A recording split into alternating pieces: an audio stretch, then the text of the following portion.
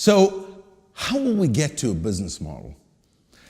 So what the methodology actually offers us is 3 types of fit that we need to make sure that we hit. And since you're part of the challenge, you'll need to make sure that you hit some of these evidence marks. Let's look at them together. So the first one would be problem-solution fit.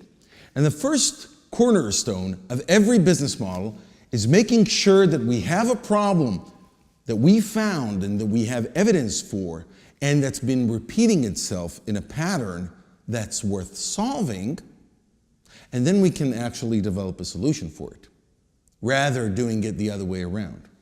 And the next stepping stone of that is that we're getting proof, meaning we're building something, we're putting something together, something called an MVP, minimum viable product, which we'll get to through the later part of this course.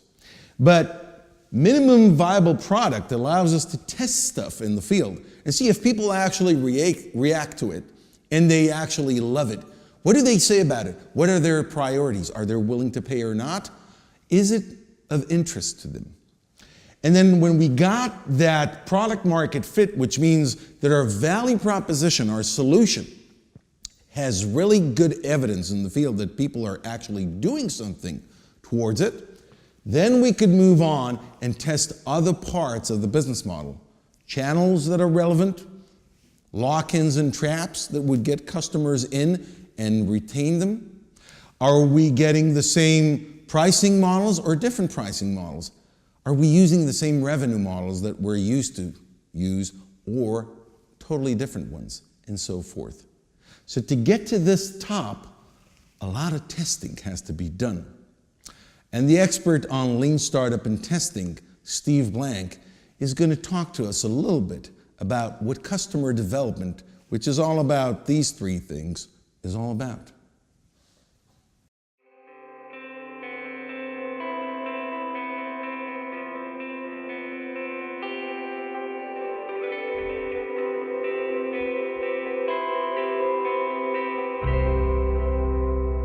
So the question is, what is customer development?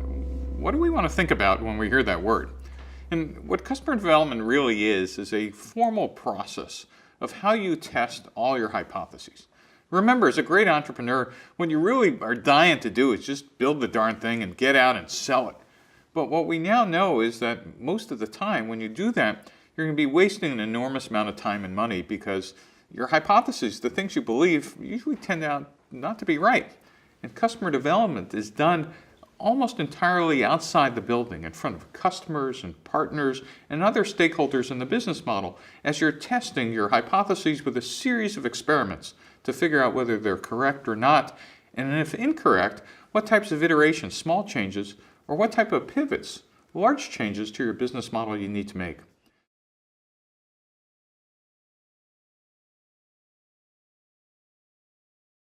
What you're trying to do with customer discovery is answer a set of questions about who the customer is, what the problem is, what potential solutions might solve their problems.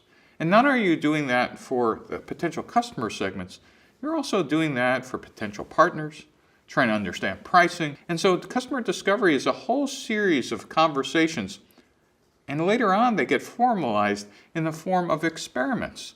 Did I acquire the number of customers I expected? Did I activate the number I expected? Did they get off my landing page? Did they use the product? Did they ask for a demo? Did something happen that I wanted to have happen? Customer discovery is this process of asking those series of questions and designing those experiments.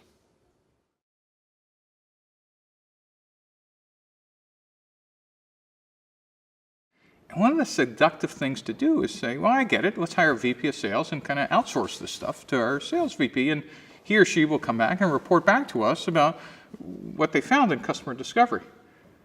If I'm on your board, you don't get to hire a VP of sales. Not at all. First people going out of the building, either physically or virtually, are you, the founder. This is your idea. You could do something that no proxy, no VP, no hire, not anyone else can do. What you could do is ask a series of questions that could make you pivot or iterate on the spot. And only the founders could do that. So what this means is, in the beginning of a startup, you want the founders outside the building leading a customer development team, with the founders having the authority to take that information from customer feedback and create iterations and pivots in real time. Major distinction between a salesperson whose job is execution and a founder's job whose job is learning and discovery.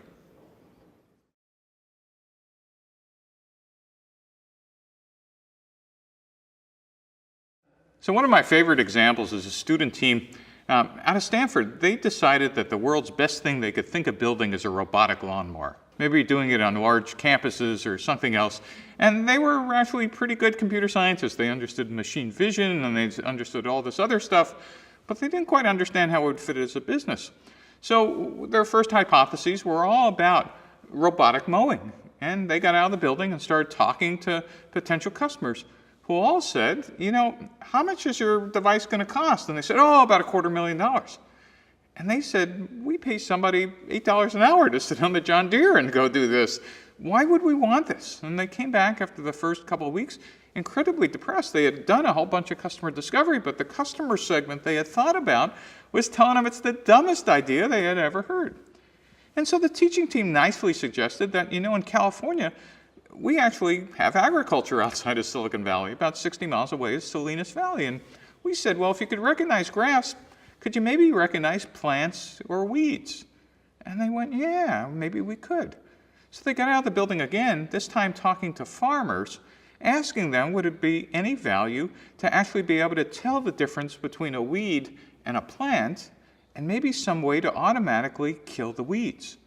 Now, it turns out in California, we grow a lot of organic crops where you can't chemically kill the weeds. You actually had to hand pick them. And we were using hundreds, if not thousands, of migrant workers in the fields to do this. And when farmers heard about a robotic solution for what's called precision agriculture, they started to get excited. Make a long story short, after talking to about 85 customers, this team completely pivoted, that is, changed their assumptions about their customer segment, about the features that were important, even pricing. The farmers taught them they shouldn't be selling the machine, they should be leasing it based on the density of the weeds. Who would have figured that out sitting in a building? And this is just one example of a team that started with a series of hypotheses that they fervently believed in, and as they got out and discovered, learned a completely different set of facts.